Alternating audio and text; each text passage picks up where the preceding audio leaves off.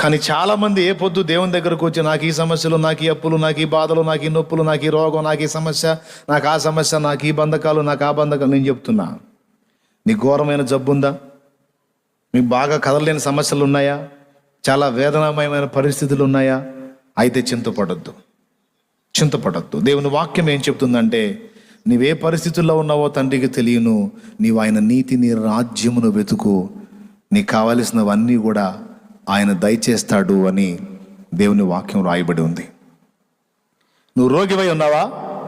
అయితే నువ్వు దేవునికి ప్రార్థన చేయి. ఏమనో తెలుసా? దేవా, కర్తవ్యాన్ని గుర్తుపట్టలేకపోయా, ఈనాడు నా కళ్ళు తెరవబడ్డాయి. ఇప్పటివరకు ఎప్పుడు మోకాళ్ళు నిన్ను, అయ్యా నా రోగం సంగతి ఏంది, నా సమస్య సంగతి ఏందని అడిగాను. ఇంకా అడగను, ఒక్క మాట అడుగుతున్నా, ప్రభువా, నశించిపోతున్నారు ఆత్మలు నాయన. నేనేమో ఏ పొద్దు నా స్వార్థం గురించి ఆలోచిస్తున్నాను, కానీ నా కర్తవ్యాన్ని గుర్తుపట్టలేకపోయాను. నన్ను క్షమించు ప్రభువా, నీ చిత్తమైతే నన్ను నువ్వే బాగు చేస్తావు.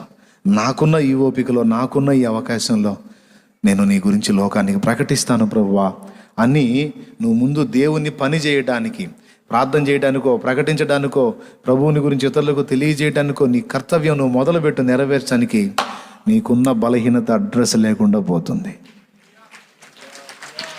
సమస్య లేదు, అది ఎంతటిదైనా.